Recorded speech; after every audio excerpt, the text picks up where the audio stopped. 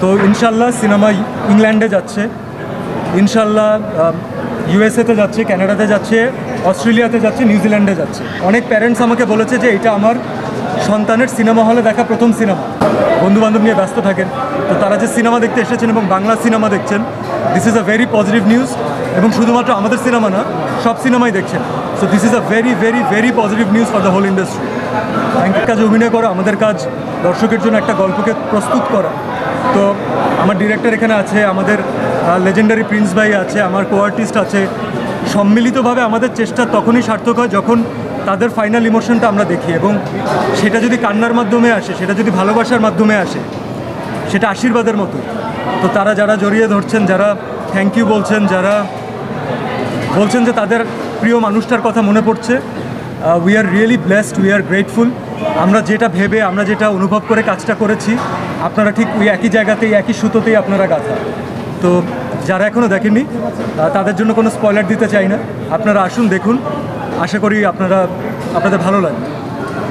চুলো না, এক চুলো না, শুধুমাত্র শো নাম্বার নিয়ে তারতম্য দেখছি আমরা। তো শো নাম্বার ছাড়া আমি আর কোনো তারতম্য দেখছি না। যেখানে আমাদের 2টা শো গিয়েছে, সেই 2টা শো হাউসফুল যাচ্ছে, অডিয়েন্স রিয়াকশন সেম। যেখানে একটা শো দিয়েছে সেটা হাউসফুল যাচ্ছে, ওখানেও অডিয়েন্স রিয়াকশন সেম।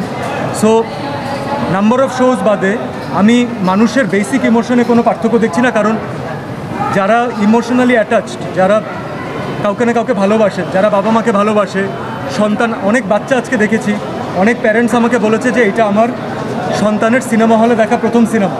কারণ সন্তান আসলে কোলে, এর আগে চাইলেও সিনেমা দেখা সম্ভব না।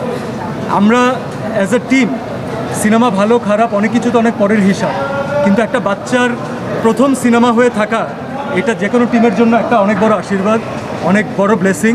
So thank you so much আপনারা যে আপনার ফ্যামিলি মেম্বারদেরকে নিয়ে আসছেন, কোলের শিশু নিয়ে আসছেন। তাদের জন্য তো আমরা আসলে খুব বেশি, পার্টিকুলারলি আমাদের মা খালাদের জন্য আমরা অনেক এন্টারটেনমেন্টের ব্যবস্থা করতে পারি না।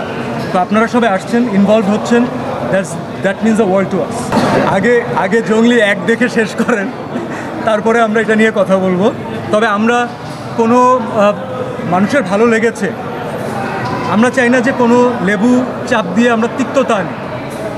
যাদের ভালো লেগেছে তাদেরকে এই সিনেমার গল্প, এই প্লটেই তাদের ভালোটা লাগাটা থাকুক।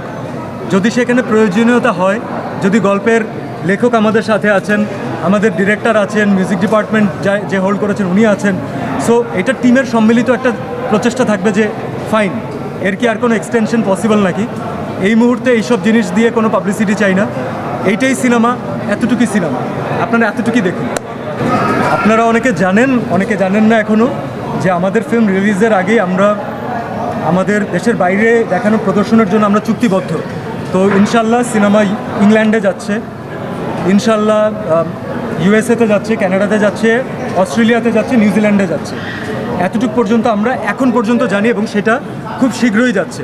এবং যেরকমভাবে ভালোবাসা আপনারা দিয়েছেন, তাতে আশা করি যারা আমাদের ভাই বোন, আমাদের রিলেটিভস, আমাদের সিনেমা পছন্দ করা মানুষ যারা দেশের বাইরে থাকেন কিন্তু সিনেমা দেখার সুযোগ পান না, তারাও অনেক আগ্রহ প্রকাশ করছেন। আশা করি আমরা তাদেরকে খুব শীঘ্রই জঙ্গলি দেখাতে পারবো। I am not a policy maker, this is a question for the policy makers. এবং অনেক আন্দোলনের মাধ্যমে, অনেক কিছুর মাধ্যমে অনেক কাবিল মানুষজন তাদের জায়গায় বসেছেন। তো সেটা নামে তারা তাদের যোগ্যতাটা প্রমাণ না করে তাদের কাজের যোগ্যতাটা প্রমাণ করবেন, আমি সেটাই আশা করি। Thank you.